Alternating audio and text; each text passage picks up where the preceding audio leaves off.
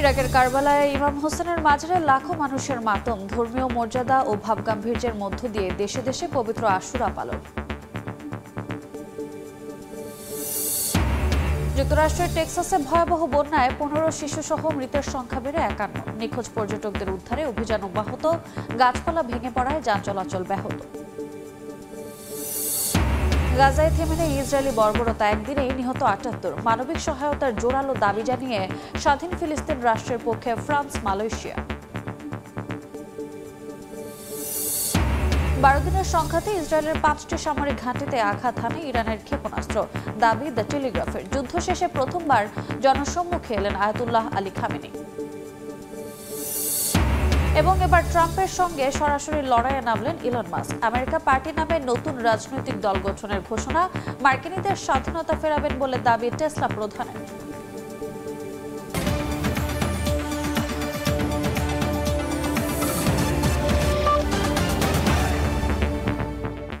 আন্তর্জাতিক সময়ের সঙ্গে আছি আমি রোজা চৌধুরী। দেশে দেশে যথাযথ ধর্মীয় মর্যাদা ও ভাবগাম্ভীর্যের মধ্য দিয়ে পালিত হচ্ছে পবিত্র আশুরা। ইরাকের কারবালায় ইমাম হোসেনের মাজারে ঢল নামে শিয়া মুসলমানদের। এছাড়া ইরান, পাকিস্তান সহ দেশে দেশে নিজস্ব ঐতিহ্য ও রীতিতে দিনটি স্মরণ করছেন লাখো মানুষ।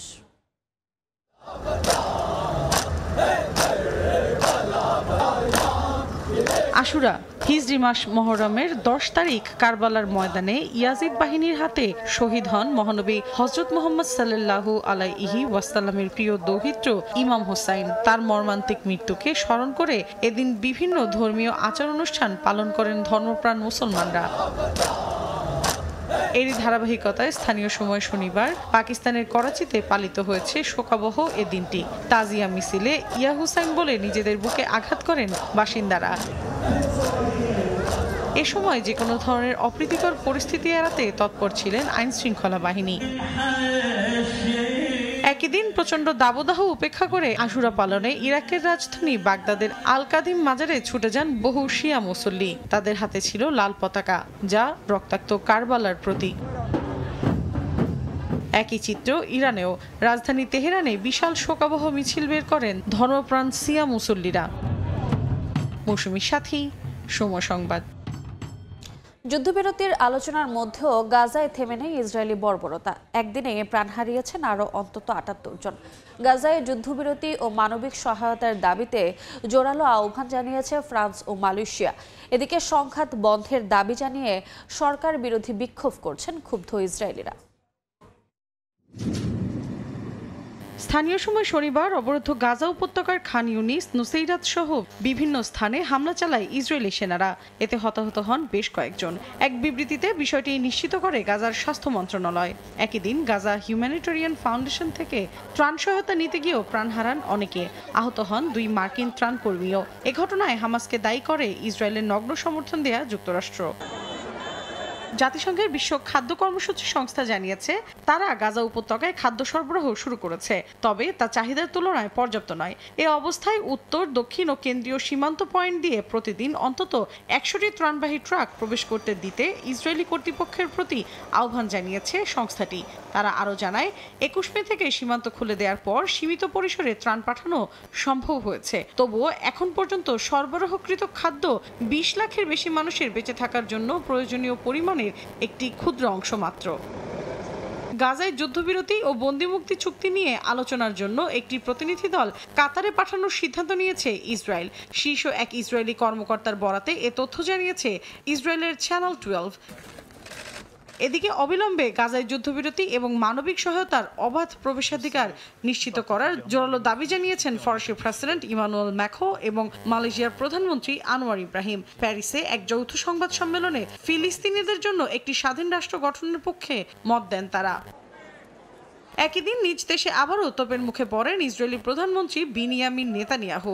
সরকার বিরোধী বিক্ষোভে জনসমুদ্রে পরিণত হয় তেল আবিবের রাজপথ। স্লোগানে স্লোগানে যুদ্ধবিরতির পাশাপাশি জিম্মি স্বজনদের ফিরিয়ে আনার জোর দাবি জানান তারা। নেতানিয়াহুর বিরুদ্ধে প্ল্যাকার্ড বহন করেন অনেকে। মৌসুমী সাথী, সময় সংবাদ। প্যালেস্টাইন অ্যাকশনকে সন্ত্রাসী সংগঠন আখ্যা দিয়ে নিষিদ্ধ করায় বিক্ষোভে উত্তাল যুক্তরাজ্য।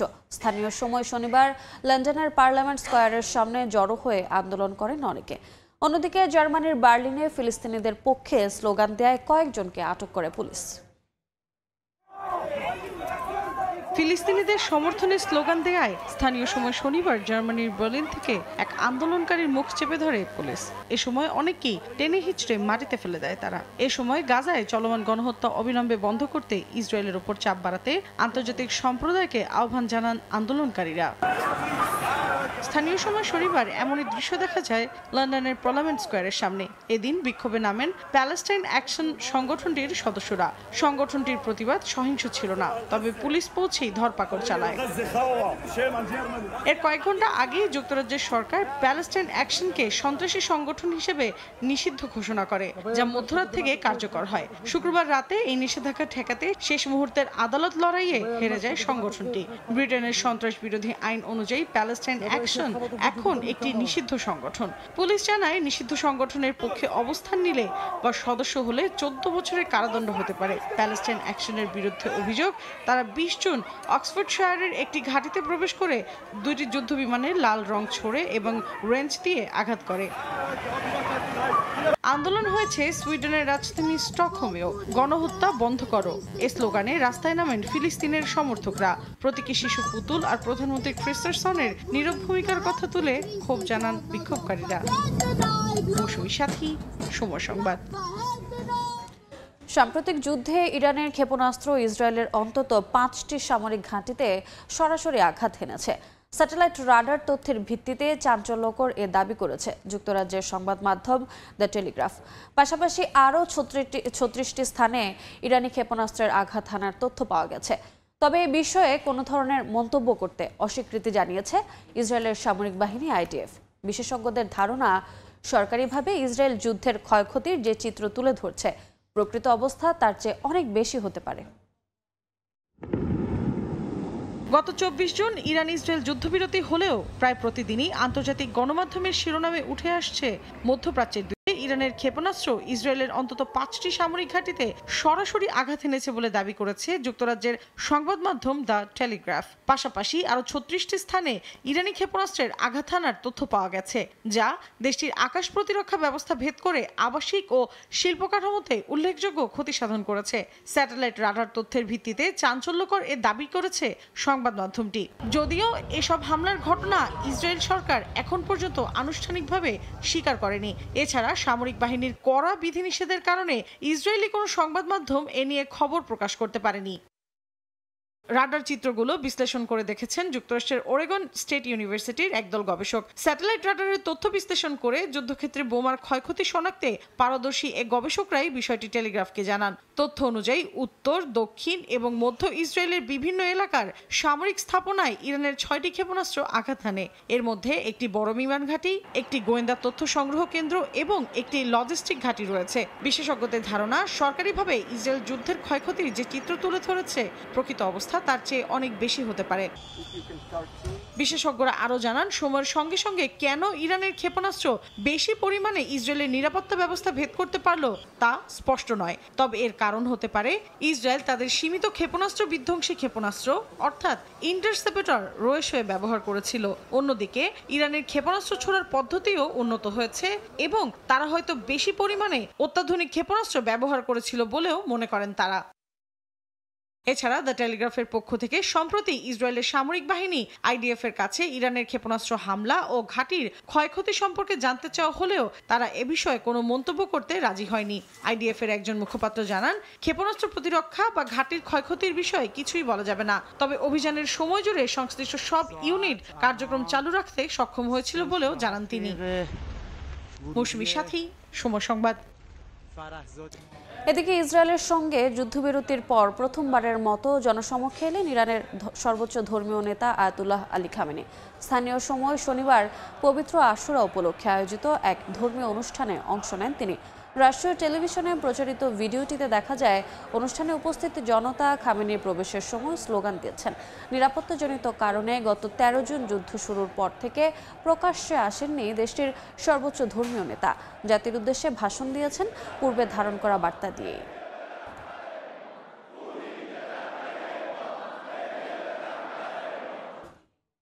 ডোনাল্ড ট্রাম্পকে টেক্কা দিতে আমেরিকা পার্টি নামে নতুন রাজনৈতিক দল গঠনের ঘোষণা দিয়েছেন ইলন মাস্ক। সামাজিক যোগাযোগ মাধ্যম এক্সে দেয়া এক পোস্টে মাস্ক বলেন, মার্কিনদের স্বাধীনতা ফিরিয়ে দিতেই দলটির জন্ম হলো। এ বিষয়ে এখনও কোনো প্রতিক্রিয়া জানাননি মার্কিন প্রেসিডেন্ট। বিশেষজ্ঞরা বলছেন, নতুন রাজনৈতিক দল গঠনের মধ্য দিয়ে ট্রাম্প মাস্ক বিরোধ আরও বাড়বে। ট্রাম্পের নির্বাচনী প্রচারণার সময় বড় অঙ্কের অর্থ দিয়েছিলেন ধনকুবের ইলন মাস্ক। নতুন মার্কিন প্রশাসনে সরকারি দক্ষতা বিভাগের প্রধান হিসেবেও কাজ করেছিলেন। কিন্তু ট্রাম্পের নতুন ব্যয় পরিকল্পনা নিয়ে মাস্কের সঙ্গে তার মতবিরোধ সৃষ্টি হয়। এর জেরে পদত্যাগ করেন মাস্ক। বিলটি আইনে পরিণত করে নতুন রাজনৈতিক দল গঠন করবেন বলেও ঘোষণা দিয়েছিলেন। বিল পাশের পর এবার সত্যিই দল গঠন করলেন ইলন মাস্ক। নতুন রাজনৈতিক দলের বিষয়ে শনিবার সামাজিক যোগাযোগ মাধ্যম এক্সে পোস্ট দিয়ে জানান টেসলা প্রধান। দলটির নাম দিয়েছেন আমেরিকা পার্টি। পোস্টে মাস্ক লেখেন, মার্কিন নাগরিকদের স্বাধীনতা ফিরিয়ে দিতে আমেরিকা পার্টির জন্ম হলো। তবে মাস্কের এমন ঘোষণার পর মার্কিন প্রেসিডেন্ট ডোনাল্ড ট্রাম্প বা হোয়াইট হাউসের পক্ষ থেকে তাৎক্ষণিক কোনো প্রতিক্রিয়া জানানো হয়নি।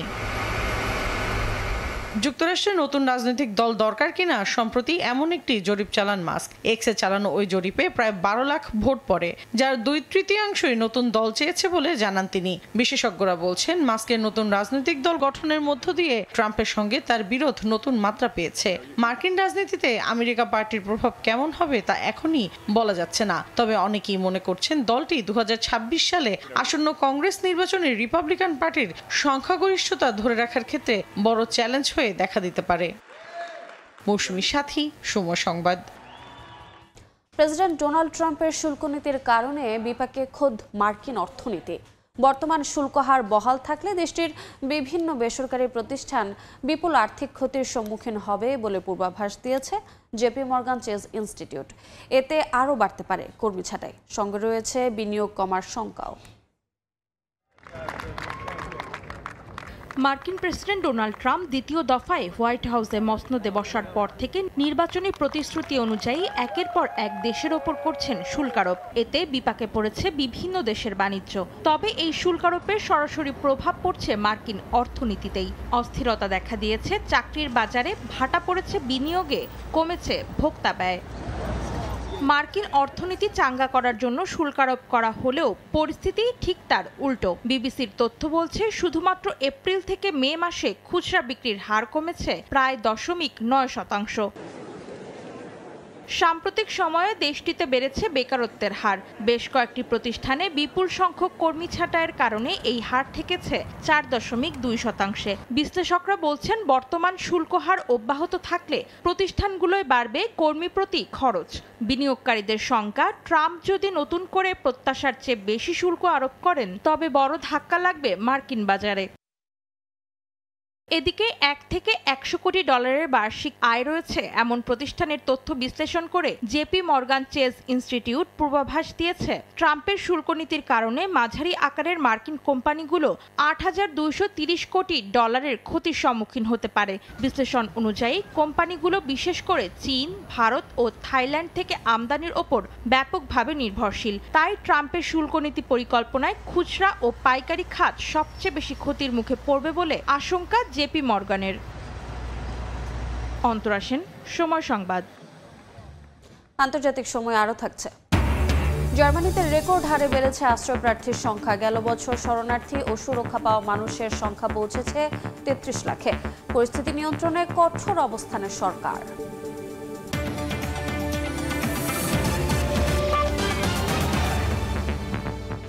যুক্তরাষ্ট্রের টেক্সাসে ভয়াবহ বন্যায় মৃতের সংখ্যা বেড়ে 51 জনে দাঁড়িয়েছে। স্থানীয় বাসিন্দা ও গ্রীষ্মকালীন ক্যাম্পে থাকা নিখোঁজ পর্যটকদের উদ্ধারে অভিযান অব্যাহত রেখেছে কর্তৃপক্ষ জানায়, ভয়াবহ এ বন্যায় ধ্বংসস্তূপে পরিণত হয়েছে রাস্তাঘাট। যানবাহন বিকল ও গাছপালা ভেঙে পড়ায় ব্যাহত হচ্ছে চলাচল। এর মধ্যে আকস্মিক বন্যা সতর্কতা শেষ হয়েছে বলে জানিয়েছে আবহাওয়া দফতর। পাশাপাশি ধীরে ধীরে বন্যার পানি নামতে শুরু করলেও অঙ্গরাজ্যটি উত্তর পশ্চিমাঞ্চলের নদীর আশপাশের এলাকা থেকে 850-র বেশি মানুষকে নিরাপদ আশ্রয়ে সরিয়ে নেওয়া হয়েছে বলে জানা গেছে।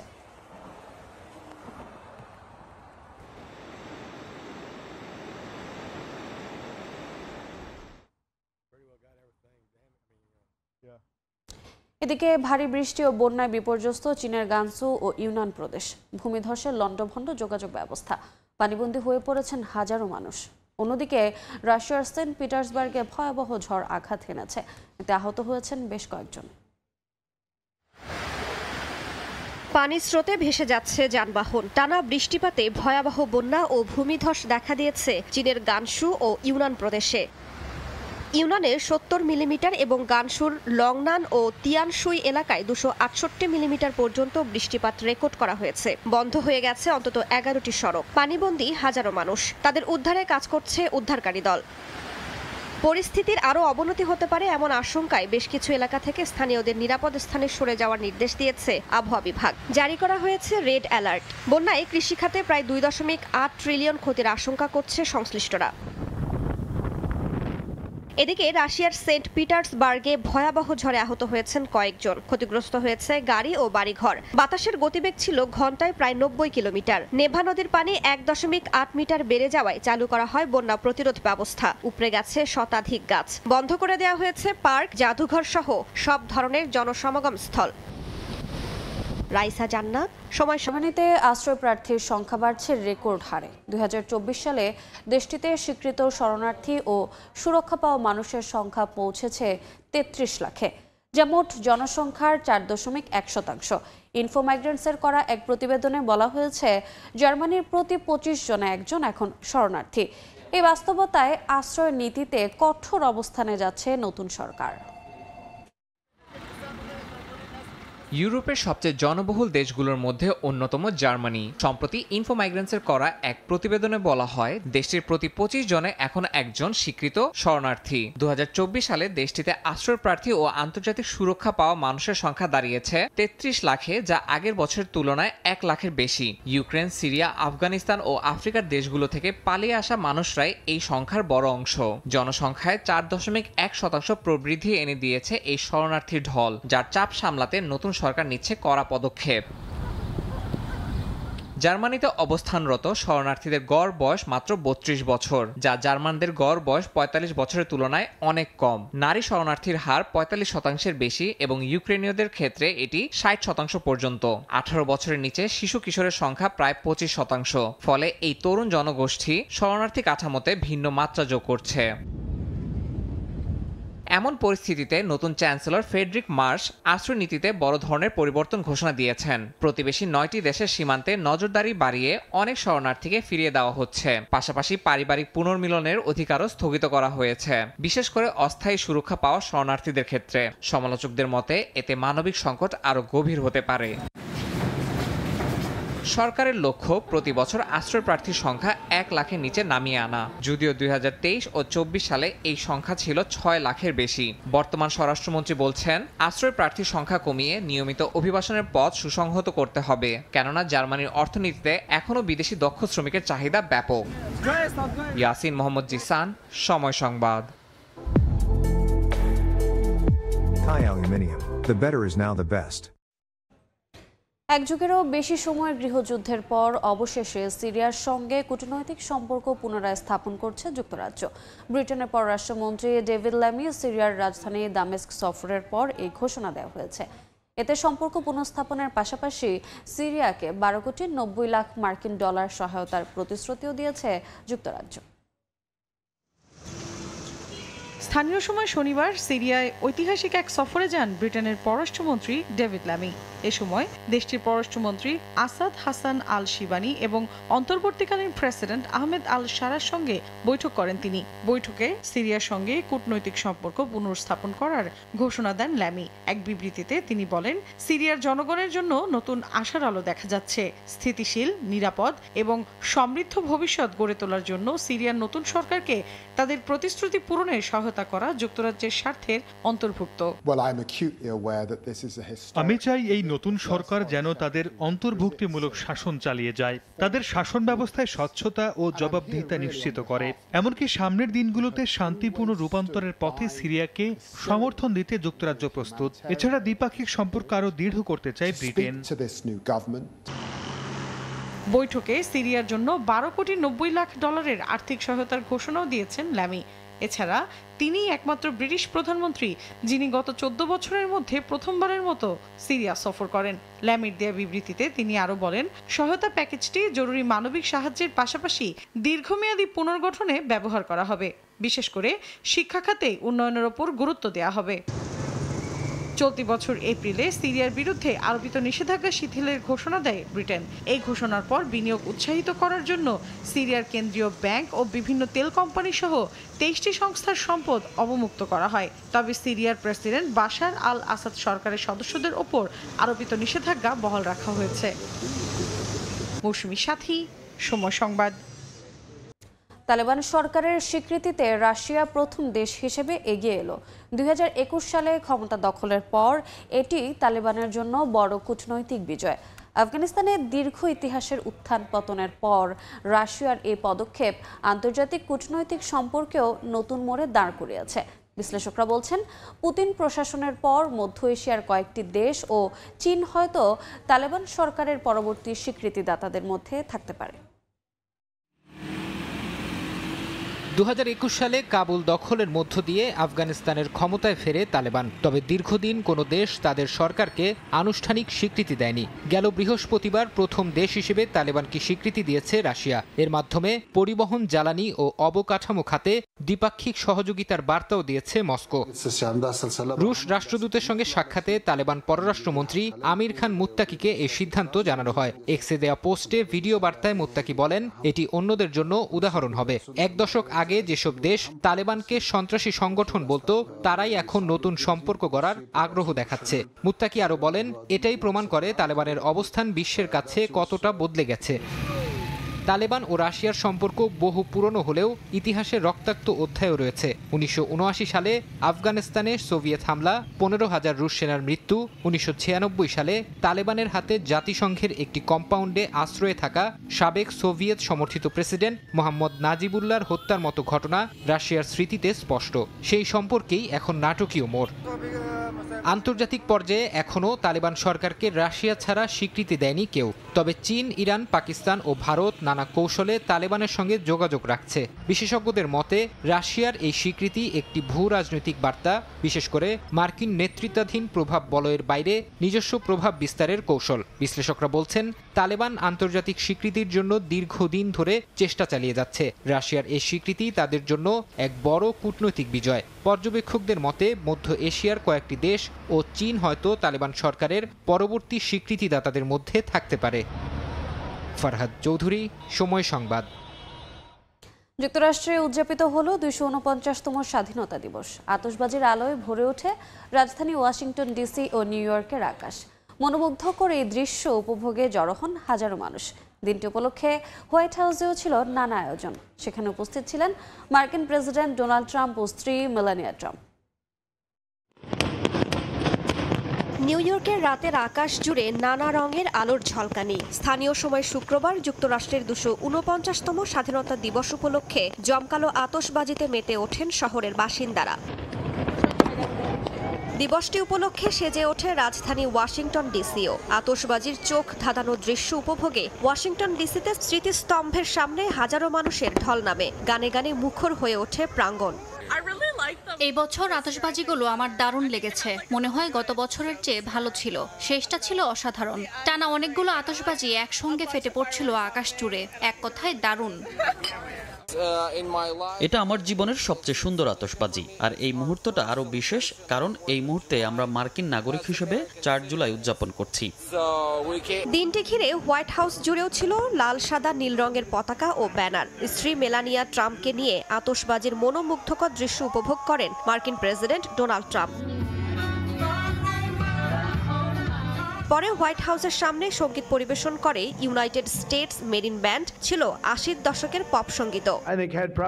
আমি মনে করি প্রেসিডেন্ট হিসেবে আমার প্রায় 6 মাসই সবচেয়ে সফল সময় ছিল। অনেকেই বলছে এটাই ছিল ইতিহাসের সেরা 6 মাস।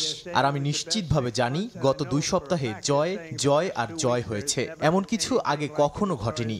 1776 সালের 4 জুলাই ব্রিটিশ শাসনের অবসান ঘটিয়ে স্বাধীনতা ঘোষণা করেছিল তৎকালীন 13টি কলোনি। সেই দিনের স্মৃতি ঘিরে প্রতি বছর এই দিনটি যুক্তরাষ্ট্রের স্বাধীনতা দিবস হিসেবে উদযাপন করা হয়। প্যারেড, ব্যান্ড মিউজিক, ঐতিহ্যবাহী পোশাক পরে দিনটি উদযাপনে মেতে ওঠেন দেশটির সাধারণ মানুষ।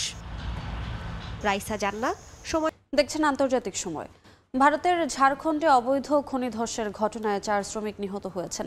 শনিবার রামগড় জেলার কারমা এলাকায় এ দুর্ঘটনা ঘটে। রাত 11:30 কারমা খনি প্রকল্পে ধস নামলে 4 শ্রমিকের মৃত্যু হয় বলে জানান গ্রামের প্রধান খগেশ্বর মাহাতো। নিহতদের স্বজনদের আহাজারিতে ভারী হয়ে ওঠে এলাকা। উপস্থিত স্থানীয়দের অভিযোগ, খনিটি অবৈধভাবে পরিচালিত হচ্ছিল এবং প্রশাসনের পক্ষ থেকে কার্যকর ব্যবস্থা না নেওয়ায় বারবার এমন প্রাণঘাতী দুর্ঘটনা ঘটছে। উদ্ধার তৎপরতার জন্য মোতায়েন করা হয়েছে অ্যাম্বুলেন্স ও উদ্ধারকারী দল। এ ঘটনার তদন্ত শুরু করেছে প্রশাসন।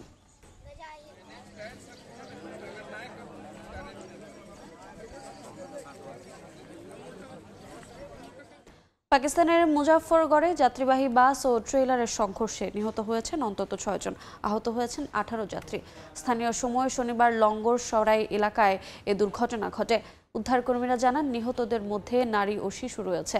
বাসটি আলিপুর থেকে লাহোরের দিকে যাওয়ার পথে ট্রেলারের সঙ্গে সংঘর্ষ হয়। আহতদের মধ্যে কয়েকজনের অবস্থা আশঙ্কাজনক বলে জানা গেছে। দুর্ঘটনার কারণ জানতে তদন্ত শুরু করেছে কর্তৃপক্ষ।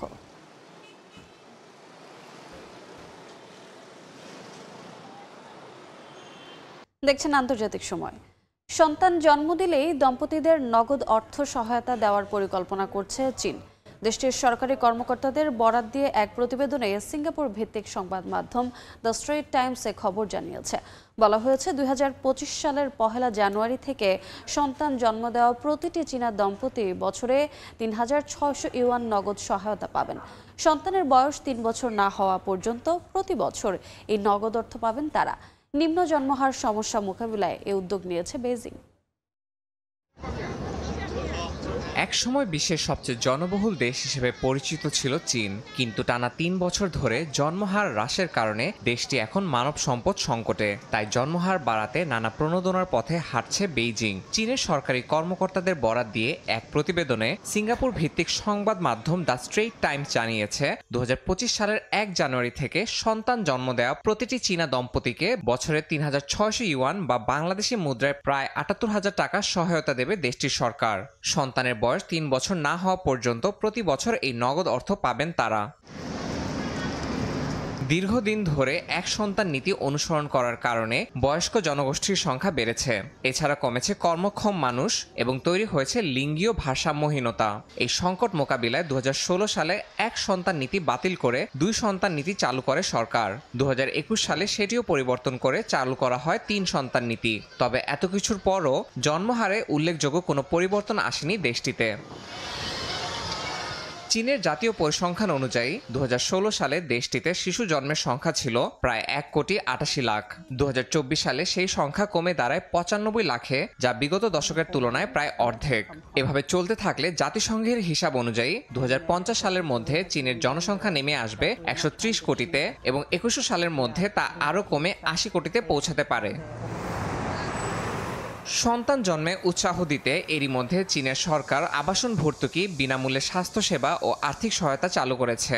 বিশ্লেষকদের মতে নগদ প্রণোদনার ঘোষণা জনসংখ্যা সংকট নিরসনে কতটা কার্যকর হবে তা নির্ভর করছে চীনা সমাজের অভ্যন্তরীণ মনোভাব এবং ভবিষ্যৎ নীতি নির্ধারণের উপর।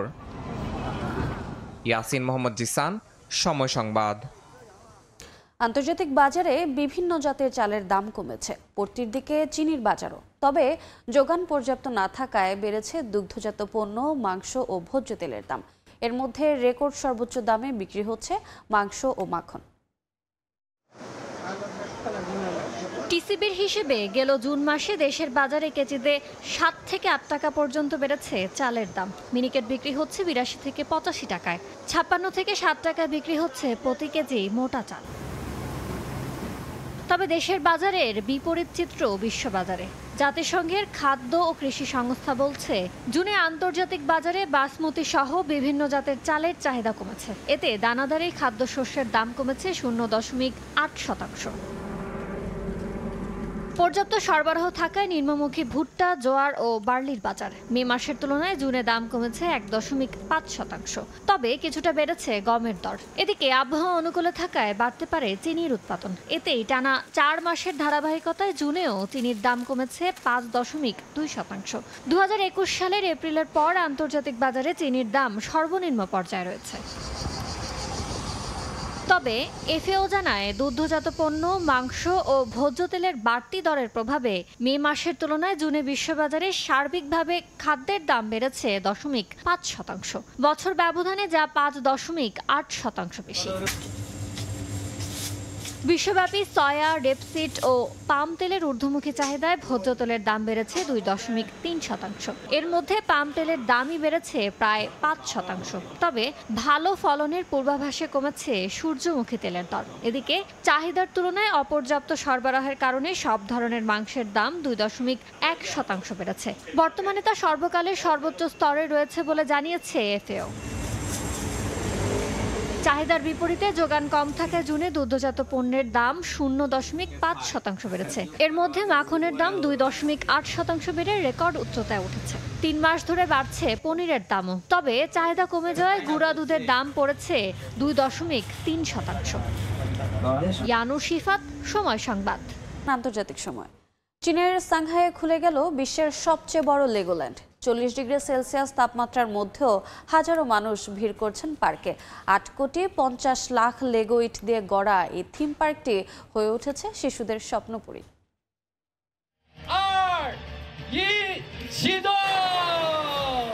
স্থানীয় সময় শনিবার সকালে সাংহাইয়ের জিনশান জেলায় আনুষ্ঠানিকভাবে উদ্বোধন হয় চীনের প্রথম এবং বিশ্বের সবচেয়ে বড় লেগোল্যান্ড পার্কের। উদ্বোধনী মঞ্চে উপস্থিত ছিলেন Lego CEO Niels B Christiansen সহ সরকারি কর্মকর্তারা। 3 লাখ স্কয়ার মিটারের এই থিম পার্কে রয়েছে 75টিরও বেশি রাইড ও নানা আকর্ষণ। আজকে আবহাওয়া মোটামুটি ভালোই, হালকা বাতাস আছে। রোদ একটু বেশি হলেও পার্কের ভেতরে প্রচুর শীতাতপ নিয়ন্ত্রিত জায়গা আর পানির স্টেশন রয়েছে, তাই ঘোরাঘুরি করতে আরামই লাগছে। চরম গরম উপেক্ষা করে ছোট বড় সবাই হাজির হন লেগোল্যান্ডে। যদিও সাংহাই আবহাওয়া অফিস সতর্কতা জারি করে তাপমাত্রা 37 ডিগ্রি ছাড়িয়ে যাওয়ার আশঙ্কা জানায়, তবুও টিকিট ছিল হাউসফুল। দর্শকদের স্বাগত জানাতে কর্মীরা পানির বোতল বিতরণ করেন, কেউ কেউ পেলেন ফার্স্ট এইডও। পার্কে ছিল শিশুদের জন্য পানির ফোয়ারা, আইসক্রিম আর গিফট শপে রং বেরঙের লেগো খেলনা। থিম রাইড, ক্যারোসেল আর রোলার কোস্টারে ছিল দীর্ঘ লাইন। পার্কটি পরিচালনা করছে ব্রিটিশ কোম্পানির মার্লিন এন্টারটেইনমেন্টস ও সাংহাই জিনশান জেলার স্থানীয় প্রশাসন। ইয়াসমিন অনন্যা, সময় সংবাদ। আন্তর্জাতিক সময়ের শীর্ষ সংবাদ জানিয়ে দিচ্ছে আরেকবার।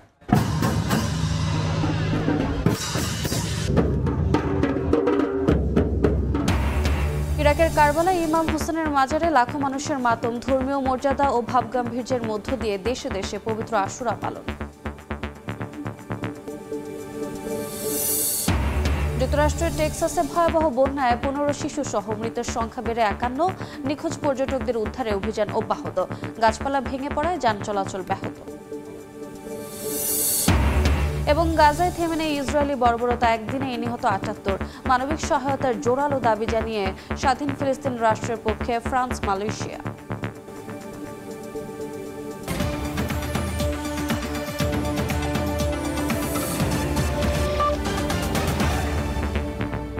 এ ছিল আন্তর্জাতিক সময়। সঙ্গে থাকুন সময়।